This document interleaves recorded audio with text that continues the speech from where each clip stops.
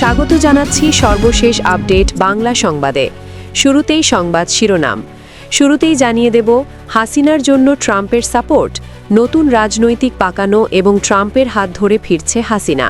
ওয়াশিংটনের নতুন সমীকরণ, ইউনূস সরকারের ওপর ভয়াবহ চাপ, ফাঁস হল নেপথ্যের গোপন আলোচনা। এদিকে ছাত্রলীগের নতুন বছরে রাজপথ কাঁপানোর ঘোষণা, সাদ্দামের কঠোর হুঁশিয়ারি, আমরা হারিয়ে যাইনি।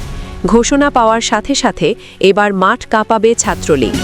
আরও জানিয়ে দেব, আইনি নয় ব্যক্তিগত আক্রোশে আওয়ামী লীগকে দূরে রাখা হচ্ছে নির্বাচন থেকে। চাঞ্চল্যকর তথ্য ফাঁস করল জিএম কাদের। এদিকে নোয়াখালীকে বিদেশি পিস্তল ও গুলিসহ 2 যুবক গ্রেপ্তার। আরও জানিয়ে দেব, গাইবান্ধায় জামায়াতের প্রার্থীসহ 8 জনের মনোনয়ন বাতিল।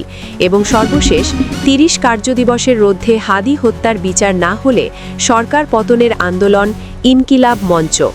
এতক্ষণ শুনছিলেন সংবাদ শিরোনাম, এবারে বিস্তারিত। আশারদান কি তবে পাল্টে যাচ্ছে? 2025 সালের 20 জানুয়ারি দ্বিতীয় মেয়াদে হোয়াইট হাউসে বসার পর থেকে ডোনাল্ড ট্রাম্পের প্রতিটি পদক্ষেপ নিয়ে কাঁপছে বিশ্ব মিডিয়া। এই বিজয়ী ছিল শেখ হাসিনার জন্য আশীর্বাদ। বিগত 5 আগস্টের পথ পরিবর্তনের পর থেকে শেখ হাসিনা দিল্লিতে অবস্থান করছেন। আর ঠিক সেই সময় ট্রাম্পের ক্ষমতায় ফেরা আওয়ামী লীগের নেতাকর্মীদের মনে নতুন করে আশার প্রদীপ জ্বালিয়ে দিয়েছিল। আর সেটি এখন সত্যিতে রূপ নিতে যাচ্ছে। গুঞ্জন উঠেছে, ট্রাম্পের হাত ধরেই শেখ হাসিনা আবারও ঢাকার মসনদে ফেরার স্বপ্ন দেখছেন। দিল্লির সাথে ট্রাম্পের যে ব্যক্তিগত সখ্য, তা বাংলাদেশের রাজনীতিতে কোনো বড় ধরনের পরিবর্তনের ইঙ্গিত দিচ্ছে। আওয়ামী লীগের মতো একটি বড় দলকে বাদ দিয়ে নির্বাচন করতে যাচ্ছে ইউনূস সরকার, যা মোটেও ভালোভাবে নেয়নি আন্তর্জাতিক মহল। শেখ হাসিনা ও মোদি সরকারের সাথে ট্রাম্পের দ্বিপাক্ষিক সম্পর্কের রসায়ন বরাবরই ছিল বন্ধুত্বপূর্ণ। আওয়ামী লীগের হাইকমান্ডের ধারণা, ট্রাম্প প্রশাসন হয়তো বাংলাদেশে একটি অংশগ্রহণমূলক নির্বাচনের জন্য চাপ দেবে, যা প্রকারান্তরে শেখ হাসিনাকে দেশে ফেরার এবং রাজনীতিতে সক্রিয় হবার পথ প্রশস্ত করে দেবে। তবে প্রশ্ন একটাই, ট্রাম্প কি সরাসরি কোনো সার্বভৌম দেশের ক্ষমতায় কাউকে বসিয়ে দেবেন, নাকি এটি কেবলই একটি কূটনৈতিক দরকষাকষি? তবে বাস্তবতা কি এতই সহজ? ডোনাল্ড ট্রাম্পের পররাষ্ট্রনীতি সাধারণত আমেরিকা ফার্স্ট, অর্থাৎ নিজের স্বার্থ ছাড়া তিনি অন্য কারোর জন্য বড় ঝুঁকি নেন না। কিন্তু বাংলাদেশের ভূরাজনৈতিক গুরুত্বের কারণ যদি ট্রাম্প মনে করেন শেখ হাসিনাই দক্ষিণ এশিয়ায় স্থিতিশীলতার জন্য জরুরি, তবে দিল্লির সাথে মিলে তিনি কোনো বড় চাল দিতেই পারেন। আওয়ামী লীগ কর্মীরা বিশ্বাস করছেন, 2026-এর নির্বাচনের আগেই ট্রাম্পের কোনো একটি শক্তিশালী বার্তা পাল্টে দিতে পারে সব সমীকরণ। এখন দেখার বিষয়, হোয়াইট হাউসের লাল কার্পেট কি সত্যি শেখ হাসিনাকে গণভবনে ফেরার সিঁড়ি তৈরি করে দেবে? এদিকে ছাত্রলীগের নতুন বছরে রাজপথ কাঁপানোর ঘোষণা, সাদ্দামের কঠোর হুঁশিয়ারি, আমরা হারিয়ে যাইনি। ঘোষণা পাওয়ার সাথে সাথে এবার মাঠ কাঁপাবে ছাত্রলীগ।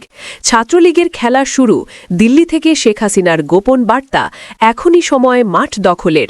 আওয়ামী লীগ সভাপতি শেখ হাসিনা তার স্নেহভাজন ছাত্রলীগকে দিয়েছেন চূড়ান্ত প্রস্তুতির নির্দেশ। নেত্রীর গোপন বার্তাটি এখন প্রতিটি ইউনিটের কানে প্রতিধ্বনিত হচ্ছে, এখনই সময় প্রস্তুত হও। শেখ হাসিনা স্পষ্ট করে দিয়েছেন, প্রতিপক্ষ যখন নিজের ভারে নিজে ধ্বংস হচ্ছে, তখনই ছাত্রলীগকে মাঠে নিয়ন্ত্রণ নিতে হবে। নেতাকর্মীদের বলা হয়েছে, আর ঘরে বসে থাকার সুযোগ নেই, এবার তোমাদের খেলা দেখানোর পালা। যারা ভেবেছিল ছাত্রলীগ শেষ হয়ে গেছে, তাদের দাঁত ভাঙা জবাব দিতে 56,000 বর্গমাইলে নতুন করে জেগে উঠছে মুজিবি ও আদর্শের সৈনিকেরা। 2026-এর রাজপথ কি তবে আবার ছাত্রলীগের স্লোগানে প্রকম্পিত হবে?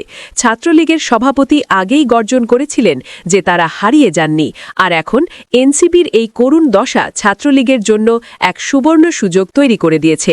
ক্যাম্পাসগুলো থেকে শুরু করে রাজপথ, সর্বত্রই এখন পাল্টা অ্যাকশনের প্রস্তুতি চলছে। এনসিপি যখন বিলীন হওয়ার পথে, তখন ছাত্রলীগ কি পারবে তাদের হারানো রাজত্ব পুনরুদ্ধার করতে? দর্শক, গত কয়েক মাসের দাপুটে শক্তি এনসিপি বা জাতীয় নাগরিক কমিটির ভেতরে এখন মহা বিপর্যয়। যে ছাত্রদের দল নিয়ে একসময় বড় বড় স্বপ্ন দেখানো হয়েছিল, আজ সেই এনসিপি তাসের ঘরের মতো ভেঙে পড়ছে। দেশ জুড়ে শুরু হয়েছে পদত্যাগের হিড়িক। কেন্দ্রীয় কমিটি থেকে শুরু করে তৃণমূল সমন্বয়করা এখন একে অপরকে দোষারোপ করে দল ছাড়ছেন। রাজনৈতিক বিশ্লেষকরা বলছেন, এনসিপি এখন ধ্বংসের শেষ কিনারায় দাঁড়িয়ে। আরও জানিয়ে দেব, আইনি নয় ব্যক্তিগত আক্রোশে আওয়ামী লীগকে দূরে রাখা হচ্ছে নির্বাচন থেকে। চাঞ্চল্যকর তথ্য ফাঁস করল জিএম কাদের। বাংলাদেশের বর্তমান রাজনৈতিক প্রেক্ষাপটে আওয়ামী লীগকে নির্বাচন ও রাজনীতি থেকে দূরে রাখা নিয়ে নতুন বিতর্কের সৃষ্টি হয়েছে। প্রথম আলোর উদ্যোগে করা এক জরিপে দেখা গেছে, আওয়ামী লীগকে বিনা শর্তে অথবা শর্ত দিয়ে নির্বাচনে চান বেশিরভাগ মানুষ। ওই জরিপে বলা হয়, নির্বাচনে আওয়ামী লীগকে চান দেশের 69% মানুষ। এ থেকে স্পষ্ট আওয়ামী লীগের জনপ্রিয়তা কেমন। রাজনৈতিক বিশ্লেষকদের একাংশ মনে করছেন, কেবল আইনি প্রক্রিয়ায় নয় বরং ব্যক্তিগত আক্রোশ থেকে অধ্যাপক মোহাম্মদ ইউনূসের অন্তর্বর্তী সরকার এবং বিএনপির ভারপ্রাপ্ত চেয়ারম্যান তারেক রহমান আওয়ামী লীগকে কোণঠাসা করে রাখছেন। এই আক্রোশের বহিঃপ্রকাশ সম্প্রতি স্পষ্টভাবে ফুটে উঠেছে বিএনপির স্থায়ী কমিটির সদস্য নজরুল ইসলাম খানের বক্তব্যে।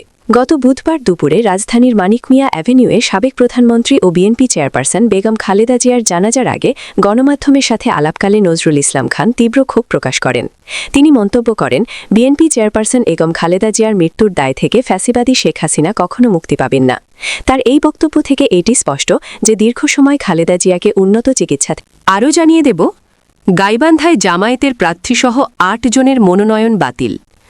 ত্রয়োদশ জাতীয় সংসদ নির্বাচন উপলক্ষে গাইবান্ধার ৫টি আসনের মধ্যে ২টি আসনের প্রার্থীদের মনোনয়নপত্র যাচাই বাছাই সম্পন্ন হয়েছে।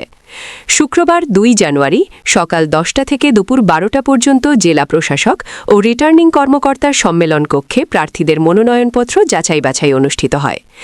গাইবান্ধা রিটার্নিং কর্মকর্তা ও জেলা প্রশাসক মোহাম্মদ মাসুদুর রহমান মোল্লা যাচাই বাছাইয়ের ফলাফল জানান। গাইবান্ধার ১, সুন্দরগঞ্জ ও গাইবান্ধা ২ সদর আসনে মোট ১৮ প্রার্থী মনোনয়নপত্র জমা দিয়েছিলেন।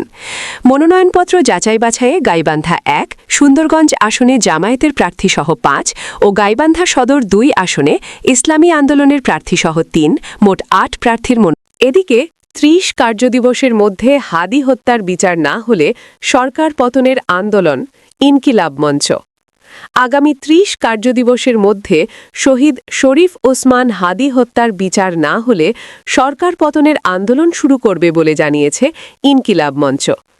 আজ শুক্রবার বেলা ২:৩০টার দিকে রাজধানীর শাহবাগে অবস্থান কর্মসূচি থেকে ইনকিলাব মঞ্চের সদস্য সচিব আব্দুল্লাহ আল জাবের এই ঘোষণা দেন।